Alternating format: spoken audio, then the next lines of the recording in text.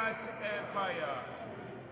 今日は試合があった。そして彼がエンパイアの応援してくれるんですよ。みんな、ブローキンケーブルポッドキャストよろしく。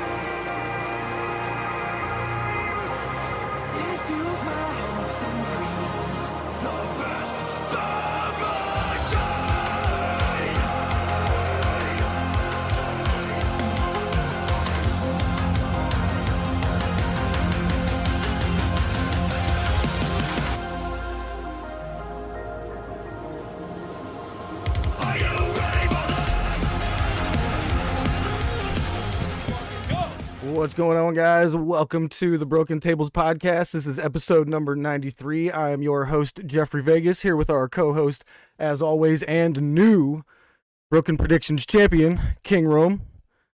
How you doing tonight, sir? You know, Jeff, everything is just right with the world, man. Everything is just going great. Absolutely. Welcome everybody who is watching us here tonight on YouTube, and thank you for everybody who will be listening to us later on Spotify and Amazon and Apple, Google, and all those Anchor podcasts and stuff like that. Thank you guys very much. We are here for our AEW Dynamite review of the Thanksgiving Eve episode, and my, this was a freaking awesome one, if I may say so myself. Do you share the same sentiments on this amazing episode? You know, on the last few episodes of the Broken Tables podcast, we've talked about how Full Gear kind of felt like a reset for AEW. It felt like the end and beginning of, the next arc, an end of the last arc and the beginning of the next arc for AEW. And this just kind of really doubled down on that. It was an excellent show from top to bottom. Just the vibe, that kind of followed All Out in terms of the locker room, in terms of the product itself, really just is there still and felt tenfold of we're fuck the toxic people and fuck all the drama. We're here to put on an excellent wrestling show. And I thought it was absolutely an incredible episode of Dynamite. Yeah, me too. And, I had heard some people saying that, Full Gear was almost like a reset, since the Brawl Out incident. It kind of felt like they were hitting that reset button and showing, this is where we're starting over here. And, this Dynamite continued suit with that. This was an excellent episode. And we started off with William Regal already in the ring. And holy shit, William Regal in Chicago was booed so hard. I actually wasn't expecting that. Were you expecting him to get booed as hard as he did? Definitely hoping it. At the end of the day, obviously, a majority of the AEW fan base are very smart fans. They're going to cheer who they want to cheer. They're going to boo who they want to boo. But, I mean, you got to boo William Regal the night after that. That's the whole point. And, for those who watched the media scrum for Full Gear, MJF, he opens it and basically shits on the fans, shits on Tony Khan, shits on the media, and just, he establishes, no, I'm a heel. You're supposed to boo me. That's the plan. And I think for MJF's title reign to work in the way that I think they're going to do it, I think he really needed to come out tonight, or at least William Regal come out as his representative and take a lot of heat. So I thought that this was a great crowd tonight in Chicago, for better and for worse at times. But excellent crowd. And yeah, I think the William Regal being booed was absolutely what they wanted and what they needed to get. Yeah, I just wasn't expecting it to be as loud and as it was like a powerful boo, you know what I mean? It was like real, like, we boo you, sir, you know what I mean? Like, well, again, I think that comes down to AEW fans are just smart fans. yeah. And, I don't mean that in like the smart mark derogatory way. They're just fans who understand how wrestling works. And at the end of the day, they understand that for this to work and for this to reach its maximum potential and get to where they want it to be, you know, the fans got to play along and they got to boo him. So like, even if you like William Regal and you love MJF like we do, you know, you got to boo MJF, you got to boo William Regal. At the end of the day, Mox was your top guy, your top babyface in the company leading into Full Gear, and he got betrayed by his mentor and screwed over. And so, yeah, that's the reaction that, you know, a crowd should be giving William Regal. So yeah. Yeah, absolutely. Especially when he was like, "Where are we? Chicago." And you know, they got some FU Regal chants going in there, and he was like so uncouth. You know, I love Regal. Yeah, Regal being a heel for the first time in really what's been years was Yeah. really refreshing and really awesome to see. Yep, yep. So he says we're not getting MJF tonight, that he will be addressing the crowd next week, and Moxley's music hits immediately. He makes its way straight to the ring. It looks like he's going right after him, but Danielson bolts his way to the ring and gets in between them. And Danielson basically begs on his knees, please don't hurt him. Please don't hurt him. You know, he's a very special person to me. What's going on in the Mox chat? gets up. Meduja and Andrea, both of them said that this was a 10 out of 10 show. Yeah, what up, Miyoja? Thank you. I actually missed that. 10 out of 10 episode from both of them, Miyoja and Andrea. Thank you, guys. I mean, I agree. This is an excellent episode. I don't really have I don't have anything bad to say about tonight. I thought that this was just I thought excellent they were show. talking about our episode. I'm sorry. Oh, you're talking about Dynamite. Okay. Thank you.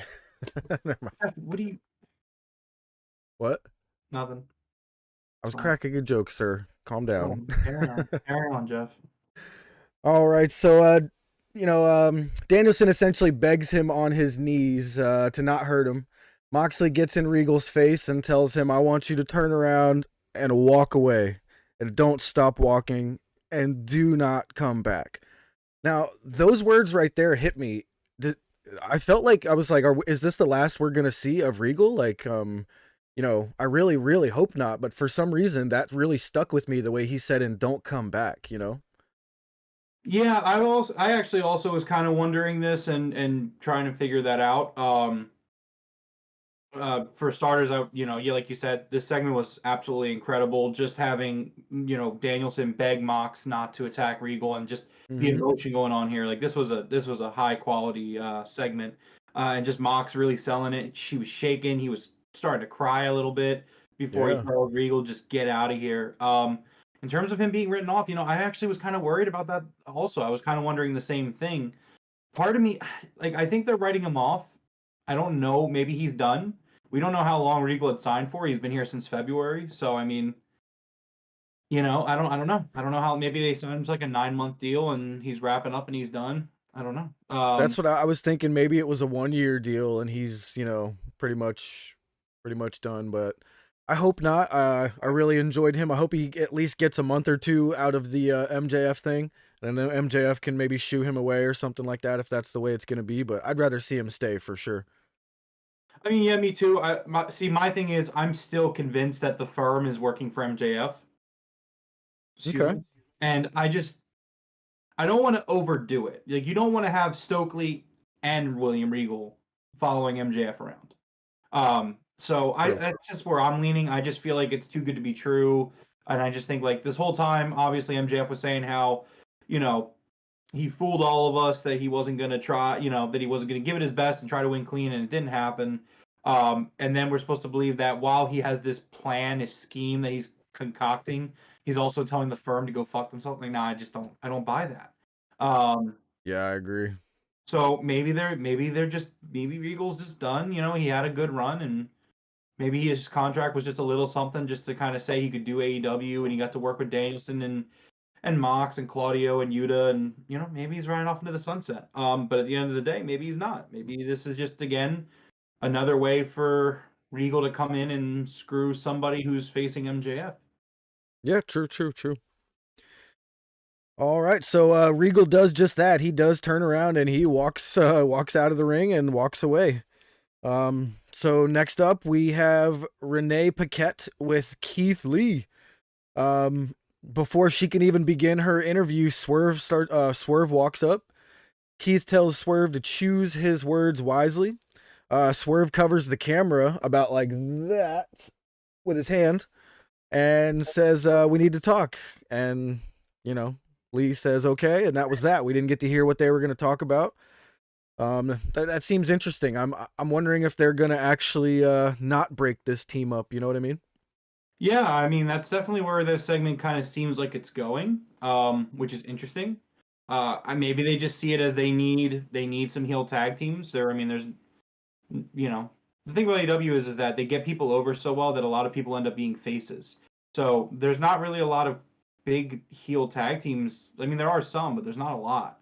So they Yeah, I might. know what you Tony mean. Khan might have been looking at this tag team division and been like, "Oh man, we really Swerve and Our Glory is a fantastic tag team. We might want to keep these guys together." I don't know.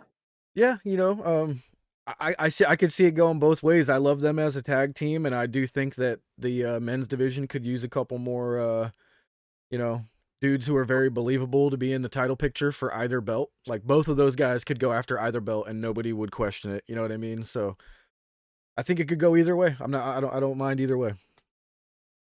Absolutely. All right, next up we had the All Atlantic Championship match with Jake Hager versus Orange Cassidy. Orange Cassidy is on an 8-match win streak. He has 77 wins in total. This guy is absolutely killing it right now. Everybody just seems to love Orange Cassidy, and like I told you a couple weeks ago, he changed my mind on the whole world title thing, man. He's been putting in the work, and he did exactly what I said he was going to need to do, and he shows emotion and all that stuff. It's amazing now. I love that dude. That guy is absolutely incredible. We got Darth Giles in chat. Happy Thanksgiving, guys. Hope you all have a good one. Absolutely. You as well. Hope you guys have a good holiday. Yep. Thank you, man. All right. So, take this one from here, sir. Jake Hager loves his hat, by the way. I just want to throw that in there before you get going. Yeah, I have some really strong thoughts about this match. So Mike's kind of my mic is all caught up on the camera cord. How you doing, Jeff? I was doing good. I had a mouthful of some sweet tea here. I apologize. You got to be ready for you know that this always starts with a how are you doing? It does. I saw you having trouble with the mic, and I thought I had a second. Yeah, that one. So okay, so this match, right? There's 2 notes that I wanted to really kind of bring up about this. And then a third note following for the post match about why this segment was just so good. Number 1, Orange Cassidy, Wrestler of the Year. This match, right? The philosophy of this match and the story of this match centered around a fucking hat. Yeah. And it was fucking incredible. Like, I'm sorry, but we sit here week in and week out and we talk about Orange Cassidy. And I say, he's Wrestler of the Year. He takes everything and makes it work. You know what I mean? And then we're sitting here, I'm watching this match, and I'm like, this crowd and myself and Twitter are all like in love with this match. Oh, and the psychology of this match is it's about a hat. That's like the saying, like, when you talk about a really good wrestler and you say they could go out there and have a match with a broom, that's how good they are. And like how Kenny Omega has wrestled blow up dolls and like all that stuff, right? 9-year-old girl. Exactly. Put some respect on Orange Cassidy's name because it's fucking wild to me. This guy is just he just gets it, and he does it all. He checks all the boxes. And if you don't get it, I'm not saying you specifically, Jeff, but if someone sits here and they don't get it, I don't know what to tell you. You probably shouldn't be watching pro wrestling in 2022. And secondly, props to Jake Hager. This is the best work he's done in his career, in my opinion. Every great character, I feel like they have. I'm not saying Jake Hager is like in the high echelon of great characters, but when you get a wrestling character and it clicks, like that moment where like the switch flips and they just instantly are like, okay, this now makes sense. This is what makes you stand out among everybody else, right? I'm extremely happy that Jake Hager has found that thing, and I don't care if it's a hat. This man has found this character because before he was just big Jake Hager backing up Chris Jericho, and then before that he was, in WWE he was Jack Swagger. Whoever was his manager was kind of what he was going with. You know what I mean? So it's like to see Jake Hager pick up this hat that started as a joke for Daniel Garcia, and really turn it into something. That's pretty commendable, and I'm really happy to see that happen with him. Yeah, absolutely, man. I'm glad you said that because I thought this was one of Jake Hager's best matches I've seen him do in a long time as well. Uh, it's just great to see that there was kind of a theme that is going back towards Full Gear. The stories, dude, like there is a storyline in every single match, whether it's just inside the match or the match itself with a storyline attached to it. It's really cool to see that there's actually something within the match. There's a story going on. Cassidy kept wanting to put his hands in his pockets. Hager didn't want to let him touch his hat. Every time he touched his hat, he freaked out. Like it was really good. I loved this was great. They had Jake Hager in a lion tamer, and he bumped Cassidy bumps the hat off. Jake Hager like lets the hold go so he can go grab the hat. Man, it's really good. It's excellent work from Jake, and it's excellent work from Orange Cassidy. Madu just says, I don't understand how someone can hate Orange Cassidy. I also do not understand. Yeah, I have no idea. This guy is just a star. It's just phenomenal. All right, so Orange Cassidy picks up the win in a very entertaining match. I laughed multiple times, in this. This was great. He wins with the Orange Punch. QT Marshall comes out immediately with the Nightmare Factory, or with the Factory, and he interrupts the celebration. Did you notice QT's mic stopped working as he was walking down to the ring? Like, I'm pretty sure that was on purpose, but for a second I was like, did his mic stop working on accident? But it had to have been on purpose because the lights go out immediately and lights come back on. I was expecting Danhausen, to be honest with you. I'm not sure if any of you guys were, but I was definitely expecting Danhausen. And the lights come back on with Julia Hart looking absolutely freaking incredible at the top of the ramp.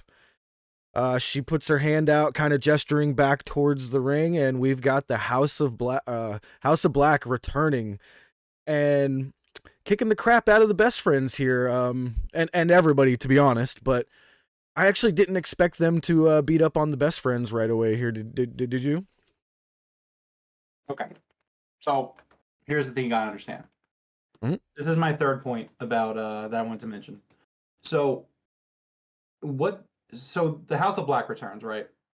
We see them, and yes, the mic thing was definitely intentional and definitely on purpose, because QT, if the mic was off, QT would have went to the timekeeper's table, grabbed another mic, and then went to the ring. Instead, he went up to the ring even though the mic wasn't working.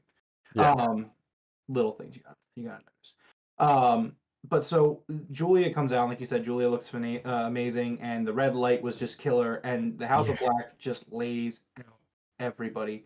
And so, in terms of a return, from being out, very few returns would I put above this one.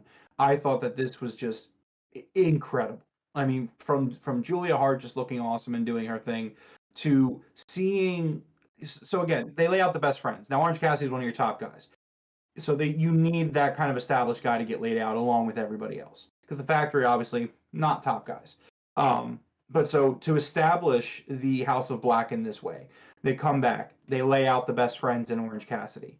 And number one, like you said, the tease that you think it's Danhausen makes it all that much better, because you're looking at it and it's like, oh, it's just like, I was sitting there and the lights went out. I was like, oh, it's just Danhausen. Danhausen's going to show up like right behind QT and like pour some teeth on his head or something like that. And like, it'll be cool.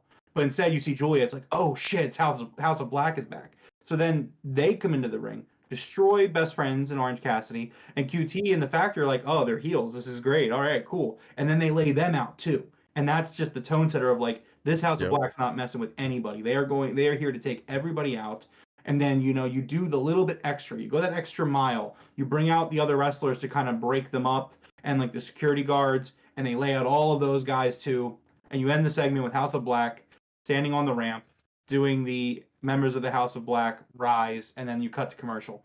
And, in terms of a return, you couldn't have done this any better. They're established. They come in. They're not to be messed with. Unfortunately, not just the contract tampering was an issue with the House of Black last time. Tony Khan made one of his rare booking mistakes where honestly they weren't booked super well. And so to see them kind of come back here, this really felt like a re-debut, and it's one of those, again, this is a reset button. It's the next arc of AEW, and it's just so cool to see the House of Black back. Love the work they do, and just such a dominant return. It just sets them it sets the bar for them really high in a sense that like they're not just here to just mess around. They're here to beat the crap out of everyone. Let's fucking go. Yeah, man. I absolutely love the House of Black. Really glad they're all back, all three of them together, and they are looking dominant as ever. So that is cool with me. And was that the first time they've ever done that Rise House of Black thing? No, so Malachi Black did that way back when he debuted. His first promo the week after he beat the crap out of Cody on his debut, he told members of the House of Black to rise. So again, Okay. it felt like it's a reset. It just feels like a reset all around. It did, yeah. It's just really well done, and I'm so excited they're here. They're going to really help the trios division, and I would also, I mean, obviously the easy thing to do is have Malachi go against Orange Cassidy here, and believe it or not, I think Malachi beats Orange Cassidy for the All Atlantic Championship. That's actually a pretty good prediction there. I think I like it. All right, next up, we had a recap of the Jungle Boy Jack Perry cage match with Luchasaurus. He was cutting a little bit of a promo with his face bloodied up backstage. It was pretty nice. I really enjoyed that cage match at Full Gear, so, this did what it needed to do. This was great. I think they did what they needed to do to put Jungle Boy back up, where he needed to be, right? Mm-hmm.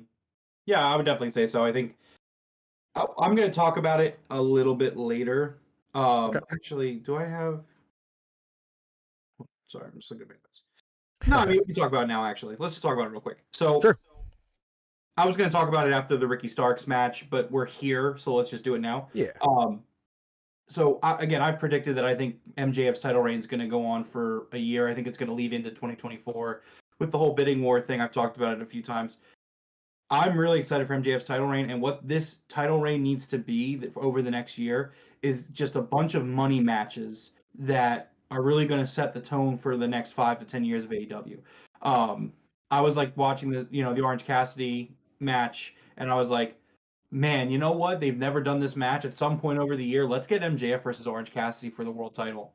Obviously, MJF would win, but let's do that match. Let's get Jack Perry a title match.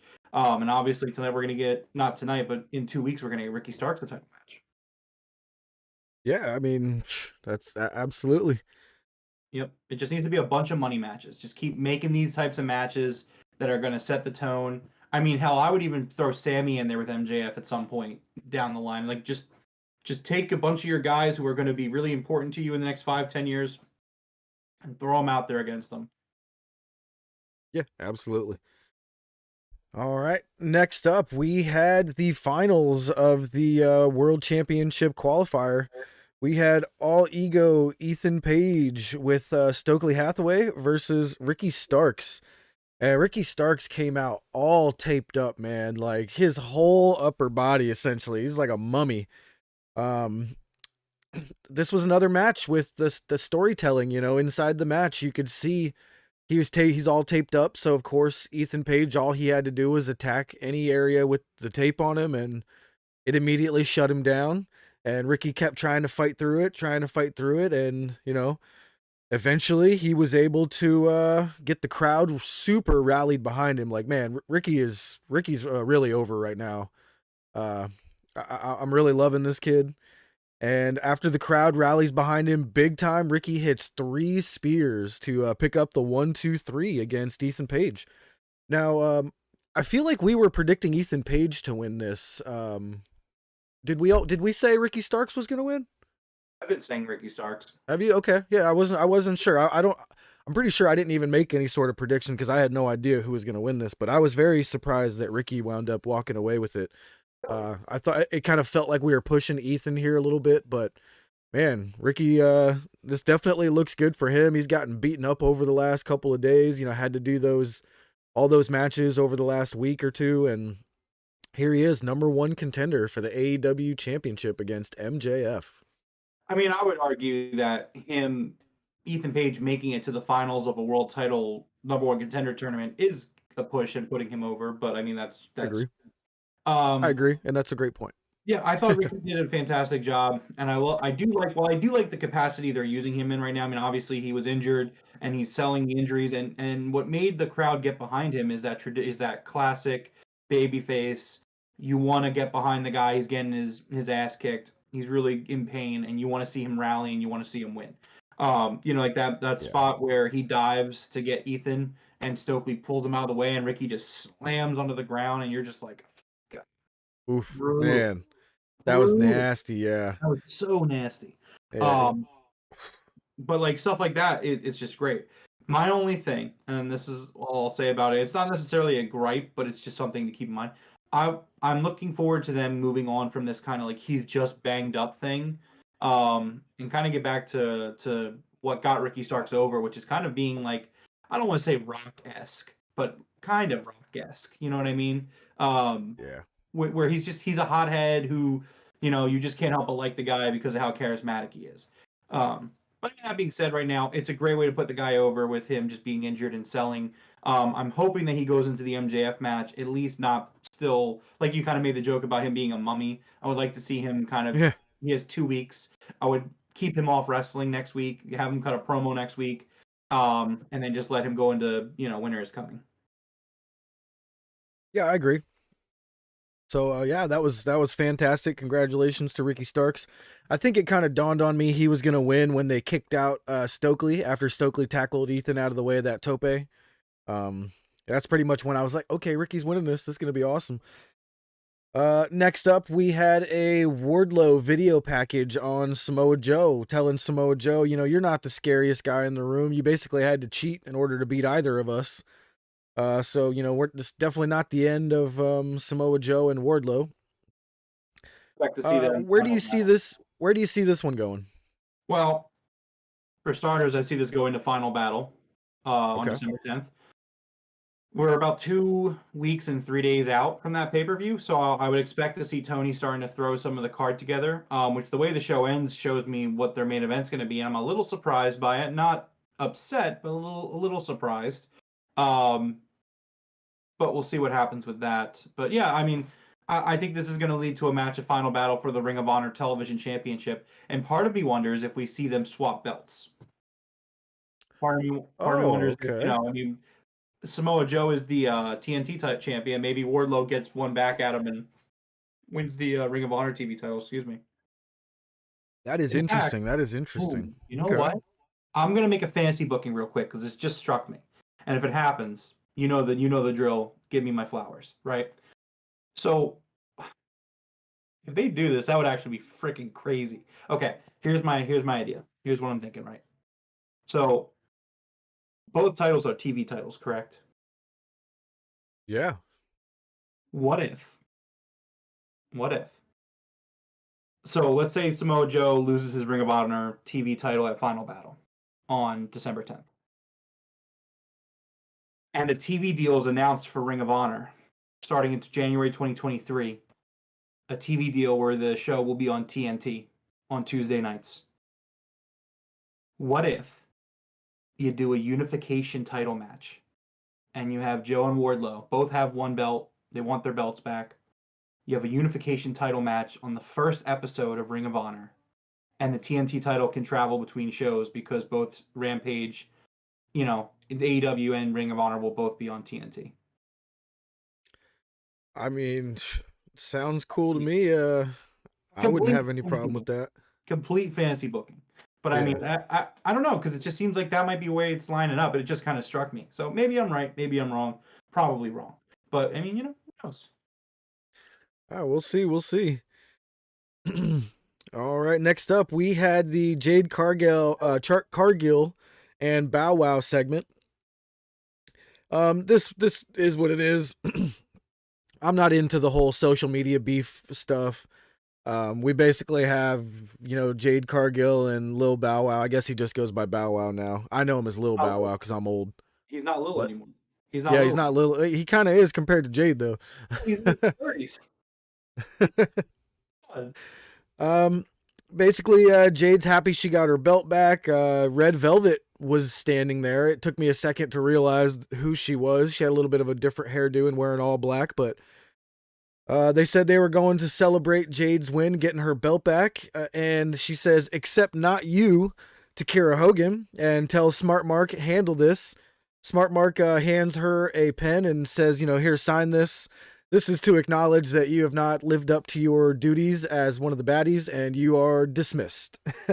So Kira Hogan possibly, has been fired as one of the baddies. What do you think about Kira Hogan being a real contender to take that TBS title from her in the future? Good pick, personally. Yeah. Maybe that's probably her next challenger is Kiera Hogan, but I don't think Yeah.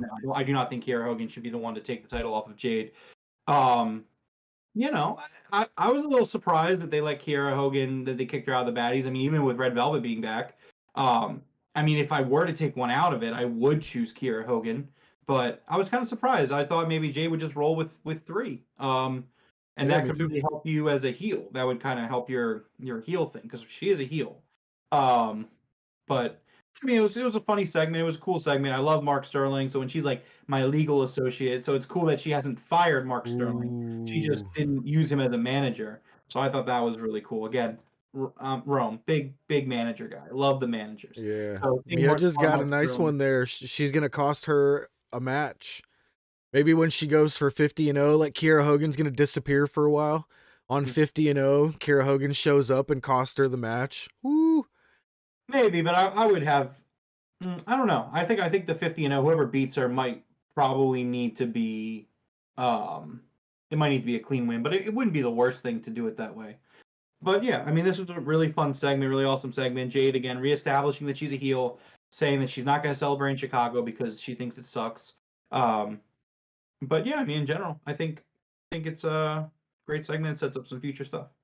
Yeah, and forgive me for this, but they do make the Goldberg comparisons with Jade's run at the moment. They did end Goldberg's run with a cattle prod, so Yeah, but again, that's different. That was Eric Bischoff. Well, yeah. Was Bischoff there at that point? I'm pretty sure he was. Yeah, that's when I was watching. Absolutely. I don't remember, but I could totally be wrong, but I was a kid. It's kind of a blur. So yeah. Sure. But I love Smart Mark being involved again with Jade. I really like how Smart Mark has kind of a bunch of different clients that he just kind of appears with here and there. I love that guy. He's one of my favorite geeks in wrestling, along with Brandon Cutler. Well, that's old school wrestling, man. And this is something that Tony Khan takes from the old days, where it's like you used to have those guys who had stables, like the managers had stables. It wasn't just one manager for one guy. You had Bobby Heenan, who had like 8 guys that he would go around and manage each guy. There were times where in an old WWF card you would see Bobby Heenan 4 or 5 matches in a row just because he managed everybody. That guy worked crazy back then. He went out the curtain to do a match. He would come back and then he would come right back out the curtain. But yeah. You know who I really enjoyed as a kid as a manager? Jimmy Hart. That guy was awesome. That dude was awesome. All right, next up we had match number 2 in the best of 7 series between the Elite. Oh, go ahead. So real quick, just want to petition this. I'm sure you'll be okay with it. For the rest of the series, can we refer to these matches as game? So tonight was game 2. Game 2, gotcha. All right, so this was game 2 of the best of 7 series in the Elite versus the Death Triangle. The Elite came out to carry on our wayward son again. This was freaking awesome.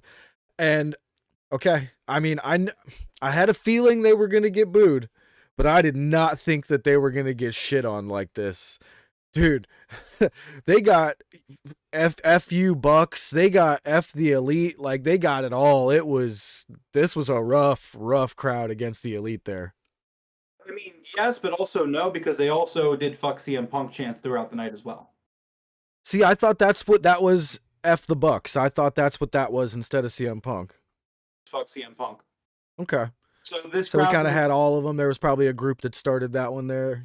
Mind you, yes, it's Chicago. It is what it is. We were expecting it. I think everybody was expecting it. I do have a takeaway about this match, and I'll mention it towards the end. Okay. But this was an excellent match. Oh, absolutely, The man. dude just This said match this was the incredible. best match on the episode tonight. Oh, it's gonna be for all 7 weeks that they do this. For the rest of the, what is it, 5 left? The next 5 weeks, it's gonna be the best. Poor whoever comes after every time this match goes on. Yeah, it should be the main event. They did Colt Cabana chats too. Chance. Sorry. Yeah, they did Colt Cabana chance. Yep. Exactly. I thought that this crowd, while yes, it did lean a little bit more pro Punk, it was definitely it was not completely pro Punk. Yeah. So the Elite definitely played the heels for this match. I'm not sure if that was planned, but they had to have known they were going to get booed. So they definitely played the heels for this match. They singled out Pac, and he was wearing one of those clear face masks for when you break your nose. This match was amazing.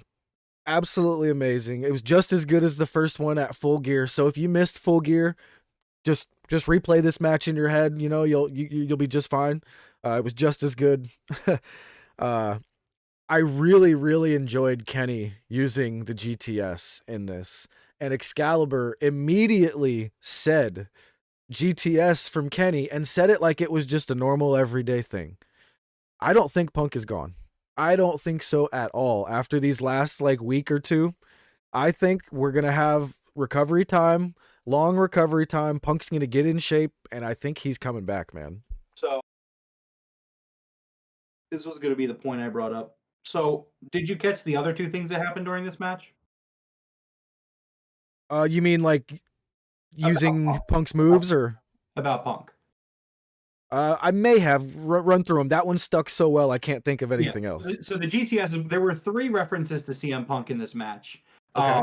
And all of them just incredible. So first one obviously is the GTS from Kenny, or that Kenny does. That's the real on the nose that everyone picked up on. Two others, right? So through the match, Kenny Omega begins biting Pac. Let me repeat that. Kenny Omega was biting Pac, and Excalibur said, or no, Taz says, sometimes when you're in a fight, you bite people. I thought that was a reference to Mox for some reason. No, that was a reference to the Brawl Out where Kenny got bit by Ace Steel. Okay, duh. And he bit him right. He bit him right here where Kenny got bit. Because you remember when they were out and he was in Japan, there was the pictures going around that Kenny was bit literally right here is where the bite mark was. Mm-hmm. And so Kenny bit Pac exactly where his bite mark was. And then Taz is like, when you're in a fight, you bite people. So that was incredible. And then lastly, you're in a fight, you bite people. And then lastly, the most probably obscure reference was, so during the match, Matt Jackson goes for a buckshot lariat and purposefully botches it. And I didn't catch that one. To make fun of CM Punk. And you could tell, actually I might have that video, Jeff. I'm gonna send it to you so you can watch it and maybe put it on the podcast. I'm gonna DM it to you real quick of Matt Jackson. You said to send it to Broken Tables, right? Not Jeff or Yo-Yo? Yeah. Okay. Right. Or no. Send it to the Jeffrey, aka Yo-Yo one. Oh, okay. I already sent it to one. I'll send it to the other. But you can take a look at it. If you want to put it on, you can. It's 20 seconds long. But yeah, so these 3 things happened during this match. And I'm just like, you can't tell me that CM Punk is not coming back. Because AEW, a great thing about AEW is that they very rarely tease something that they can't deliver on. Yeah. It looks like I'm frozen on the video, Jeff. Is that maybe because you're watching something? I'm watching what you just sent me. I don't know. I love the way Nick is sitting there just like,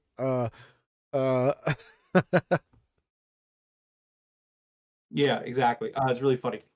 Jeff, check out the stream though, because it looks like I'm frozen on YouTube. I see. I got you. Yeah, it was because I clicked off of you. Oh, okay, that makes sense. So anyways, yeah. So you can't tell me CM Punk's not coming back. There's no way. I'm not buying it for 1 second.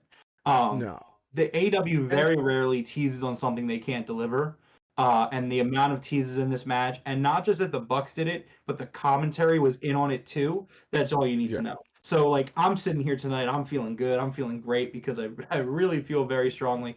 Like to be honest, anyone that takes a side in this Punk Elite thing, like you could say who was right and who was wrong, but if you're gonna go to a show and you're gonna like or like legitimately have feelings where it's like fuck either of these groups, I'm like grow the fuck up, like seriously. Yeah, I kind of do agree there. Just And it is what it is. maybe I have a bias because I'm a huge Elite fan and a huge CM Punk fan, and like I'm refusing to boo either of them. Like, am I disappointed in everybody if this is a shoot situation? Absolutely, I'm disappointed in everyone. However, when we were at Full Gear, I cheered the Elite. I was very happy to see the Elite back, but I was not partaking in any fuck CM Punk chants. Nor would I ever partake in any fuck the Elite chants. These guys are all excellent wrestlers, and even if CM Punk did not come back, I would not let that affect that. So, you know. Yeah, I kind of like said them under my breath. I was kind of like, fuck CM Punk, yeah, fuck CM Punk, yeah. But yeah, this match was incredible. It is really, really, really good to see Kenny Omega at what appears to be 100%. I don't know for sure. We haven't really heard, but he really does look to be, as good as ever. Looks to be in his prime right now. I absolutely love this guy. That's why he has taken over front and center stage here with the Elite. I mean, he's just incredible. So Nick Jackson as well. He looks like he's just as good as he's ever been. Ray Fenix also. I mean, I can't say enough about this match. We get to see this 7 times, you guys. 7. Oh, I'm so happy. 5 at least. What's that? Not definitely 7, but it could go to 7. I mean, I would be shocked if it doesn't go 7. I have a feeling we're gonna see a 3-0 lead for the Death Triangle, and we're gonna see the Elite make a 4-0 comeback. See, I thought about that too. I wouldn't do it that way. I would have you got the Death Triangle up 2-0. I would have the Elite win the next one, and then I would have Death Triangle win match 4, and then I would have the Elite sweep the rest of the way. Okay, we'll see. So there will be 7 games. We will go to a game 7, but you want to put that into an actual prediction? Yeah. So we're both saying seven games, but I'm saying it's gonna go 3-0 Death Triangle. You're saying it's gonna go 2-1. Yeah, I'm saying it's gonna go 2-1 and then 3-1, and then 3-1, and then they're gonna sweep. Okay, we shall see. Yeah. All right. So like I said, the Elite were playing the heels here. Matt Jackson hit a real shady low blow to Phoenix. Sorry. Matt picks up the hammer as if he's going to use it against Phoenix, but Penta sneaks up behind him with a hammer of his own, whacks him in the forehead, and Phoenix gets the pin, or I'm sorry, Pac gets the pin for the 1-2-3, and the Death Triangle go up 2-0 here. I had one small issue with what happened at the end here. So Phoenix was all pissed off that they cheated again, right? But my problem with this is Phoenix had just been kicked in the nuts and he was about to get hit in the head with a hammer. So Penta basically saved his ass instead of cheating. You know what I mean? It was like, hey, they're about to hit you with the hammer. Fuck it, I'm going to save you with the hammer. So I felt like he shouldn't have been pissed off there.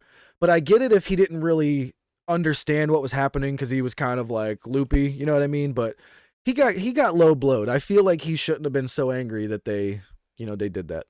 So I agree, but for different reasoning. Okay. I think your reasoning, I understand your reasoning, but if Ray Fenix is a babyface, he should not be looking for them to cheat to get revenge. He should just be looking for them to win the match. That's why he would be pissed off with that. My issue with them being, my issue with that is Ray Fenix was upset that Penta cheated with the hammer, but Ray Fenix 4 days ago, did the exact same thing. That's where my thing with it is that Ray Fenix on Saturday was the one that hit Kenny in the head with the hammer. So that kind of, for me, it's like, you can't really be mad at Penta for doing the exact same thing you did on Saturday. Yeah, I get that too. Darth Gill saying, you definitely don't want Death Triangle to lose 4 straight. That wouldn't look good. I'd rather see the Elite get game 3 in DT, get game 4, then Elite get 5, 6, and 7. I think that's definitely the way to go. Yeah, I mean, I think I see what you're saying with the 4. So yeah, that's what That's what I'm saying. Yeah. So the Elite get game 3. Yeah, that was my prediction. Right. Okay. So let me specify a little bit on why I think they're gonna go 3-0 and then 0-4. I actually think Death Triangle is going to break up soon. I think we're going to be getting, Phoenix versus Penta at one point or another. So if I didn't think they were breaking up, then I wouldn't think that they were going to do the 3-0 and then 4-0 thing. So that's kind of where I'm going. I think it's going to lead to a breakup with, the Death Triangle. Okay. We'll see. All right, but absolutely amazing. I'm so glad the Elite are back on my TV, and the Elite plus Death Triangle is just incredible every single time. I don't think it's ever even come close to being a miss. Just fantastic to have all these guys here. All right. Next up, we had Renee Paquette announcing that Rosa has made an agreement to relinquish the title, and we have a new AEW Women's Champion, Jamie Hayter. I was off by like 6 days or like 4 days, man. I can just imagine you sitting there just punching the air like, God damn it, no. I was like, why couldn't we announce this at the pay-per-view? I mean, to be fair, I think you still would have lost. Right? Oh, I definitely still would have lost, but I really wanted that point. Where did I put the score? Hold on. I have the score here somewhere. I wrote it down. I mean, carry on. Keep going. I'm going to be honest with you. I think what actually happened is in the post-show media scrum, somebody asked him, like, listen, we don't know what's going on with Rosa. She hasn't told anybody anything. When are you going to get rid of this interim thing? And he was like, that's a good question. He's like, I'm going to talk it over with Rosa soon. So I actually think that may have jogged his memory of like, oh yeah, I got to call Rosa and get this done. So, kudos to whoever that media member was that asked that question. And what was that, Ron? I don't think it was necessarily that. I mean, I think Tony Khan keeps a good eye on Twitter and online, and he sees what wrestling fans think, and a lot of people were calling for the interim thing to kind of go away. This was the first time where we saw the interim thing really take a while. So, I mean, this is longer than CM Punk's injury was, if I'm not mistaken at this point. So I think it was the right call. And, we've talked about it. One of the biggest things I don't like about AEW that Tony Khan does is I'm not a fan of the interim title rule. Yeah. I think if you're injured, if you're going to be on an extended period of time, just drop the belt. And then you can come back. And you know what? It makes you look better because you come back, you win it, and you're a 2-time champion instead of just being a champion. Exactly. Yeah, I just think it's a lot cleaner, and it makes a lot more sense, and it makes the title reigns feel a little bit more legitimate, as opposed to saying, like, all right, well, Thunder Rosa, she had a 10-month title reign, and she only defended the title for 3 of those 10 months. Like, that just seems kind of weird. So I thought this was a good move, and I also think it's an excellent move. Post-match, they announced that Toni Storm's title reign will also be considered as the actual world champion reign. Oh, really? Yeah, they announced that because Thunder Rosa relinquished the title, her title reign ended when Toni Storm won it. That's awesome. I did not know that they said that. Yep, I think Tony Khan also did that on the fly because once they made this announcement, the initial reaction on Twitter during the commercial break of the matchup on Twitter, and the reaction was, that's awesome for Jamie Hayter, but what about Toni Storm? That's not fair. And then after the match, they just real quickly were like, oh yeah, by the way, Toni Storm's title reign will also be recognized. So I bet you Tony Khan or somebody who helps Tony Khan with what's going on, to keep that finger on the pulse, was like, hey, this is what people are saying, and Tony was probably like, okay, yeah, then we need to let's make sure we clarify that as well. So awesome all around. Yeah, I wouldn't doubt if it was Madison Rayne. Ever since she showed up, the women's division's just been elevated tremendously. I would not doubt if it was her. So that's awesome. Yeah, definitely. All right. So as Jamie Hayter makes her way out to the ring and gets introduced by Renee Paquette, Jamie goes to start speaking, and Britt kind of steals the mic, and Jamie didn't look too happy about that. Did you notice? Yeah, but she was also like, don't worry, it's fine, it's Britt. Yeah. They're definitely teasing it, it's obvious what they're doing. We'll get to it eventually. I don't know how quickly we get there, but I hope we see Jamie go through a couple of people first before we get to the Britt match. I don't want that right away. I definitely don't. Yeah, I would agree with that. Yeah. All right, so we get a triple tag team match. I forget what you even call it. How do you say this match? I would say a 3-way dance tag match. A three-way dance tag match. There we go. I like it. So we had Jamie Hayter and Dr. Britt Baker, DMD. We had Anna Jay with Ty Mello, and we had Willow Nightingale with Sky Blue. This match was very impressive. Another show off of the women's division. You know what I mean? Just like we've been touting it for weeks here. This very much focused on showing, Jamie Hayter's strength and talents, and then Willow as well. Sky Blue took the pin from Britt Baker so that Britt could feel, good as well. But I thought this was an excellent match, man. Sky Blue and Anna Jay did just enough to where, I don't want to like disparage the two, but they're definitely, the weakest of the 6 that are out there. And they did just enough to look good out there with the other ladies. This match was freaking fantastic. And I love the tag division in the AEW women's division. I'd really like to see some women's tag belts in the future. Yeah, I definitely thought it was a really good match, great match all around. I am legally obligated to say, Tony Khan, you gotta have each team have a legal member in the match. Yeah. You gotta do it. The rule makes no sense, and I understand that AEW is not the only one that does it this way, but you gotta it makes no sense from a psychology standpoint. And it's a little bit better because it's not a title match, so I can kind of understand it here. But even still, you look at it in a sense that the winner takes home the winner's purse, right? So why would anyone ever tag in another team and take yourself out of the possibility to win the match? So they tried to explain it with a spot here in the match. Britt Baker was getting the daylights beat off of her, and she basically, not even knowing where she was in the ring, she reached out for a tag, and it wound up being Willow Nightingale in the corner. And, Excalibur tried to say, oh, look at Britt Baker not even knowing where she is in the ring, accidentally tags in Willow Nightingale out of desperation. And I was like, yeah, that would be the only reason you would make that tag. You know what I mean? Exactly. But that's literally the only reason you would do that. See, from a storyline perspective, that also really kind of shits on the whole point of it. Because again, with you said it was Shivani that said that. It was Excalibur, I believe. Excalibur, okay. With Excalibur saying that, with him saying, "Oh wow, she totally didn't mean to tag in Willow Nightingale. This is totally not what she wanted to do." That just kind of further cements my point. So so you're saying if Britt Baker knew what she was doing, she would never tag in Willow Nightingale. And Yeah. again, this is very nitpicky. I understand it is, but for me, I like when things make sense, and I'm very consistent about that. I hate WWE because this issue I have, imagine that for every single little thing that they do.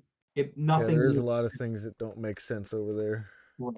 So when I'm sitting here watching AEW and I have one issue, it's not the end of the world. I'm not going to sit here and say it was even a bad match. It was a great match. But you know what would have made it better? To have 3 legal people, in this case women, because it was a women's match, 3 legal women in the ring at the same time, and treat it like a 3-way dance where you tag in and out.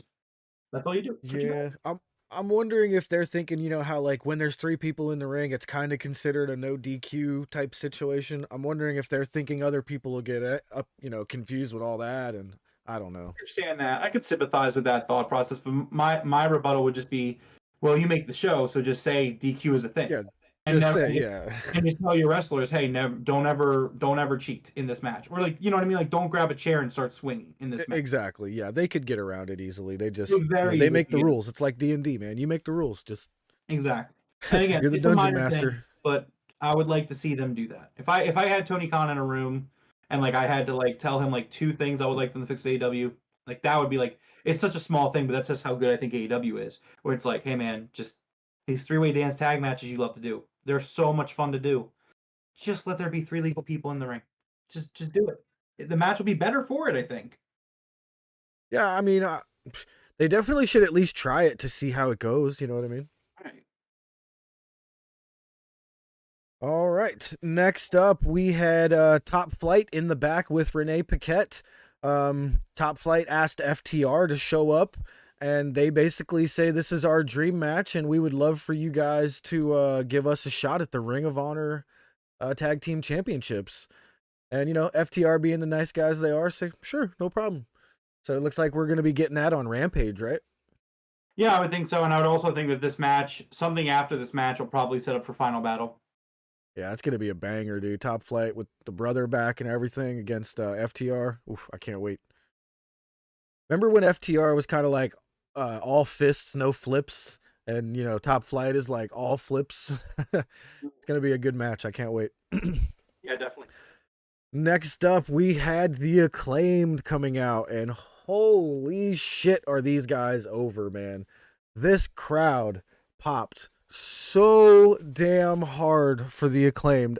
I can't even tell you, like, dude, it sounded as loud on my TV as it did when we were there in person, man. Like, this crowd in Chicago was loving it. Everybody loves the Acclaimed. The rap was fantastic. Or if I go to my right and you go to your left, we can kind of go to your left, like you're doing it to someone to your left. Yeah. The rap was amazing as always. I actually thought this was one of the better raps that he has had. It flowed really well. He's getting really good at the raps. I didn't write any of the lines specifically down, but they were all great. Anthony Bowens. What's that? I would love to see Max Caster recap an AEW pay-per-view every time. Like, in a rap, like a whole pay-per-view. Because that's kind of what he did here. He kind of recapped the pay-per-view more or less. He should just come out every Dynamite after a pay-per-view. And maybe he doesn't even have like a feud, or I'm sure he will because it's the Acclaimed. But like, just have him come out and just cut a rap about like just recapping the pay-per-view. That's what it could be the show opener, just him on stage doing the whole. That'd be fun. Yeah, something like that. So Anthony Bowen says, happy Thanksgiving Eve, and he's thankful for retaining the AEW Tag Team Championships. He's thankful his shoulder is feeling better. He's also thankful that Daddy Ass's fingers are healed. So you know what that means. They were able to scissor again. So before they were able to do the whole scissor me daddy ass thing, we had Satnam, Sanjay, Jay Lethal, and Jeff Jarrett pop up on the screen. Daddy Ass interrupts Jeff Jarrett and says, "Get this old ass off my screen because I still got some pull around here because I'm me." You know what I mean? I love Billy Gunn. He's freaking awesome. Yeah. I can't believe at his age how incredible he looks. His physique is just... I couldn't even in my prime have ever like dreamed to have his physique, and he's got it at like 60 something. Is that right? Yeah, something like that. It blows me away how these old guys in AEW like you got... It just shows you like the priorities are where the priorities are. Like AEW goes and gets these old guys and like they're not in like main event spots, which is good. But like these guys come out here and they're just like really good at like they're still wrestling and are in great shape and they can still go. Meanwhile, you look at like the kind of people WWE bring in and it's like Goldberg who's burnt out after 30 seconds. Like, he's just gassed. It's just like, dude, it's like a minute and a half and he's just like drenched in sweat, huffing and puffing. Oh God, ugh. I don't even like wrestling, but it's money. He's literally said that. Like he's literally been like, I don't give a fuck about wrestling. I just want the paycheck. Well, after Daddy Ass says, "Get this old ass off my screen," they do get to scissor in the middle of the ring. So that was great to see them be able to do that again after his fingers were damaged by a sneaky swerve. Yeah, it's going to be the scissor versus the guitar coming up, I bet. Oh, the scissor versus the guitar. I could see them doing a spot where like Bowens or Caster have a guitar and they like cut the strings off the guitar with scissors. That would be hilarious. Or maybe like a large pair of scissors and they like smash the guitar and the scissors together. Maybe, yeah. All right, next up was the Ring of Honor World Championship match, our main event. Chris Jericho versus Tomohiro Ishii. I have to say, I'm gonna admit this because I know, I'm just gonna admit it. I want to. I did not think this was going to be a good match. I was like, all right, this match is gonna be very mediocre. And I will definitely eat the crow for this. Holy crap, this match was fucking incredible. Jericho is an absolute genius. This had to have been the genius of Jericho because, Tomohiro is a little bit immobile. Like, he can still move around, but in a 15-minute match, you don't expect him to be running around all over the place and doing a whole lot of spots and all of that. So, how long do you think it was that they just stood there in the middle and beat the ever-living crap out of each other? Just slaps and strikes and chest chops. I mean, it had to have been at least 5 minutes worth of just standing in the middle and just pummeling each other.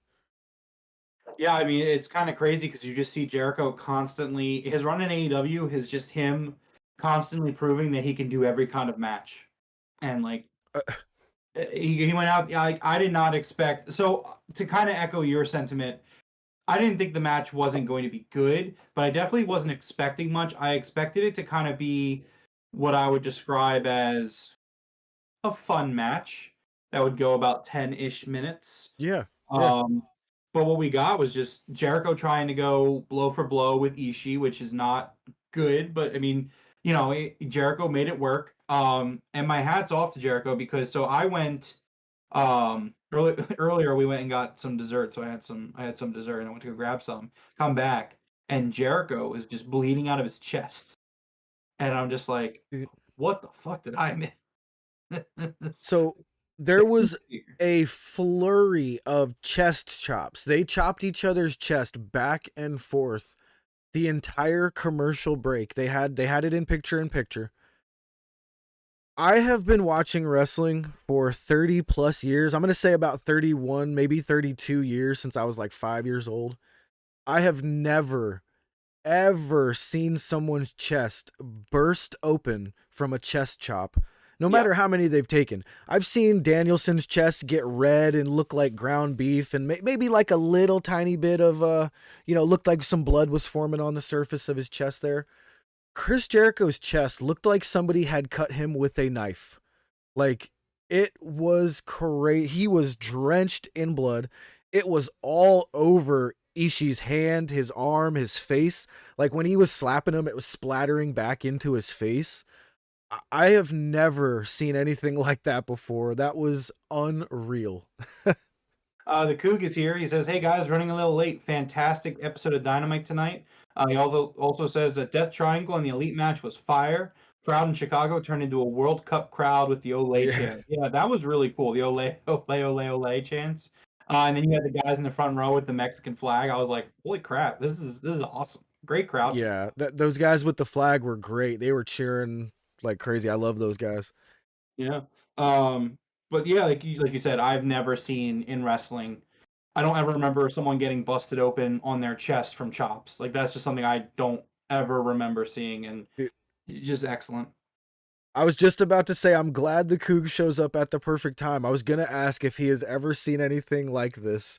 And boom, there it is. Been watching since 1977. Never seen anything like that, Mexico, Japan, or US.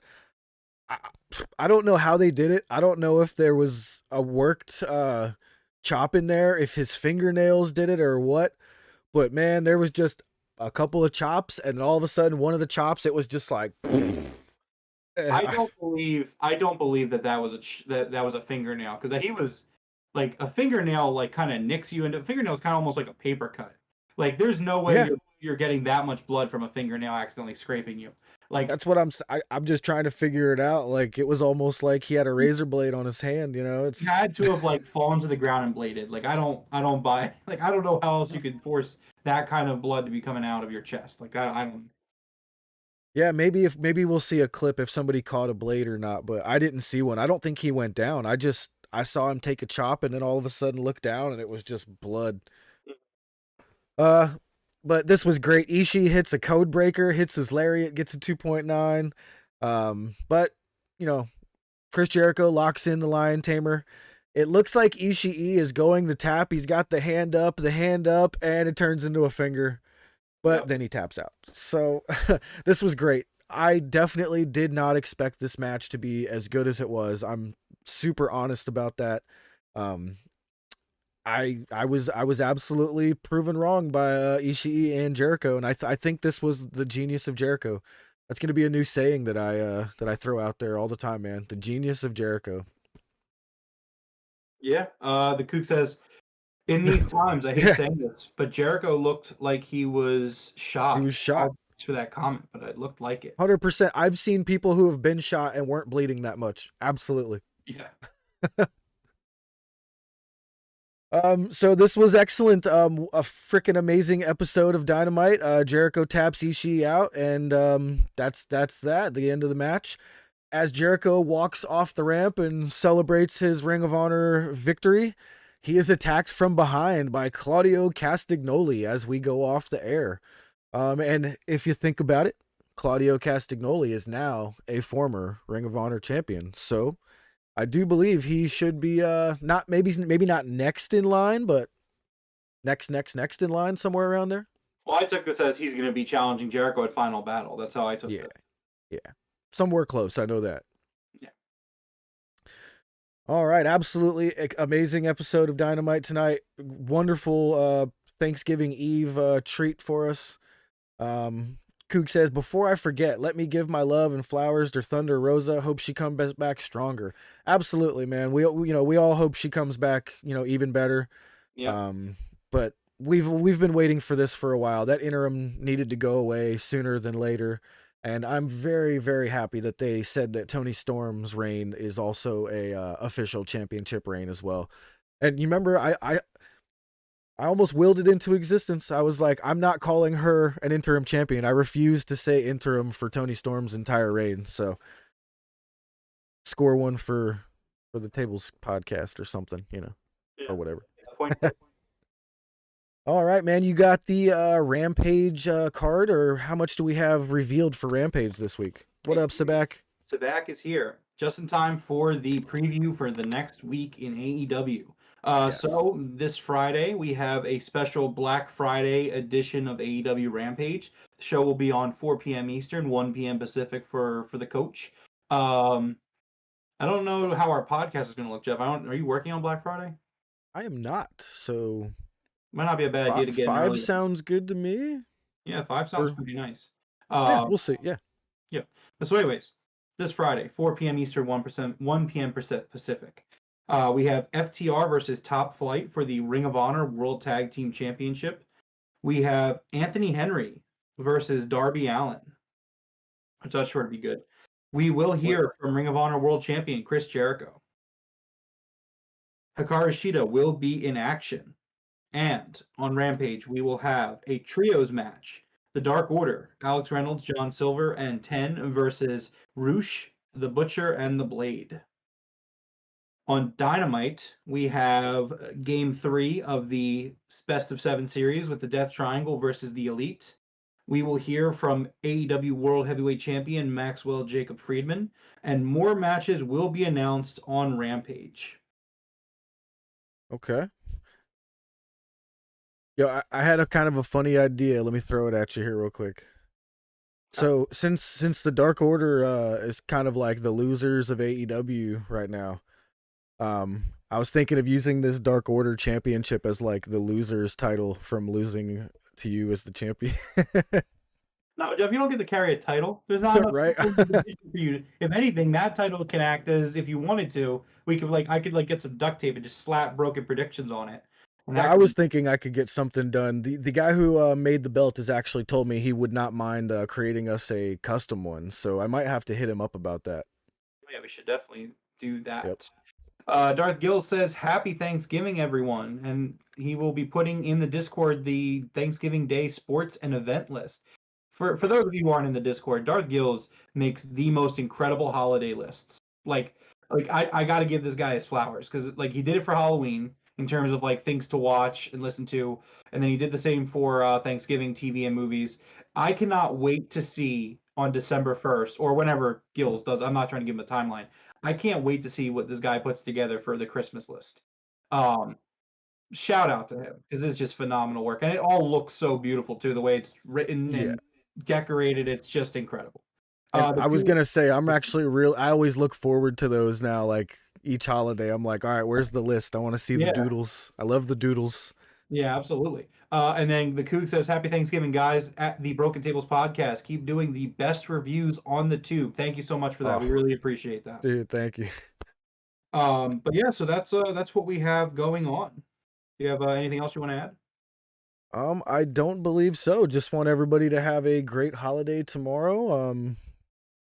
Yeah, that's about it. I was gonna see who's everybody gonna root for tomorrow in the football games. Throw that into chat or in Discord. We'll probably talk about it in the sports section. But that's one of my favorite parts of Thanksgiving is watching those Thanksgiving Day games. They always turn out to be pretty decent games, so I'm Just excited for those. Cowboys play every Thanksgiving. Like, come on, And they always get their ass kicked. I love watch. That's why I love them. something about the Lions too. Like, I don't understand why out of all the teams that play on Thanksgiving every single year, it's like the Lions and the Cowboys. Yeah. Like, I don't know. Maybe I'm just too young to know. I mean, maybe somebody a little bit older could fill me in why it's the Cowboys and the Lions. It just kind of became a tradition, I think, and they just kind of keep going with it. But yeah, I'm not a big fan. It should be the Cowboys versus a division rival. So I feel like there's a point, and I'm sorry, Coog. I feel like there's just a point where, like, you got to be like, all right, well, the Cowboys and the Lions haven't been good for 30 years, apart from like blips. Like, maybe it's time to do something a little different, pick a better team. And I'm not even suggesting my team. I'm just saying, like, I don't know. Maybe the Chiefs. Chiefs have been good for a while. Like pick a good team to play on things. Like, because like you said, football on Thanksgiving is like part of American Thanksgiving. Like, it's just there's no other holiday really, in my opinion, that ties so closely to a sport. I mean, obviously, like the NBA is big on Christmas Day, amongst other things. The Coog's like, it's tradition. Jeff is right. Okay, that's fair. I'm not gonna. Is it? That's what I thought. Yeah, they've just been doing it for so long. Yeah. I get it, but it's just like, all right, well, like you should, like the schedule makers every year, they should sit down and be like, all right, well, Thanksgiving football is the biggest day in football aside from week 1 and the Super Bowl. Like, it really is. So it's like you gotta kind of like make it with the schedule in mind. You got to look at your teams in the league and be like, well, this team's been on fire the last 5 years. They're a good team right now. Like, let's throw them on Thanksgiving. But that's just my opinion. I think that the best teams should be the ones that play on Thanksgiving. What I think they should do is they should make it like a yearly flex. You know how like sometimes they take a game from a Sunday and they're like, yo, these two teams are really good. Let's make it the Sunday night game. They should look at the beginning of the year, be like, okay, these two teams are really hot. You guys are playing on the Thanksgiving game, you know? So the funny thing is, and the Coug's saying in the chat that, because I do remember that the Coug is a Cowboys fan in exile. Hate Jerry Jones. Cowboys have not been legit since 1996 when they won their last Super Bowl. Let me just say this, Jeff. I hope that Jerry Jones lives to be 150, and I hope that he remains owner of the Dallas Cowboys for the remainder of his life. I hope that there is almost nobody in this world that I hope lives a longer life and more and a healthy life, not a prosperous necessarily, but a healthy life than Jerry Jones. That's a pretty good one, actually. All right, man. Like I said, everyone have a great holiday. You want to go ahead and close us out? Right. Well, this has been episode 93 of the Broken Tables podcast. If you enjoyed this episode, please consider giving us a like and a subscribe or a follow, depending on where you find us. Thank you to everyone who was hanging out with us in the chat. Please hit that like button for us. We really appreciate it. Thanks for hanging out with us, everybody. Thank you to everyone who was here live, as I just said, and everyone who is listening in the future, like the coach. Thank you to everyone checking us out on YouTube, Spotify, Amazon Music, Google Podcasts, and Anchor. You can follow us in our social medias at the link below. The Cougs have Vince McMahon and Jerry Jones deserve each other. They really do. Happy Thanksgiving to Sabak. We go live following every single AEW Dynamite, Rampage, and even pay-per-views. We also have the Game Room podcast, a new gaming podcast on Monday nights at 9 p.m. Eastern. Other than that, everybody have a happy Thanksgiving. Enjoy your food. Enjoy your football. Darth goes, well, not win a Super Bowl. Until next time, though, see everybody Friday at 5 p.m. Eastern. All righty, everybody. Till next time, top guys out.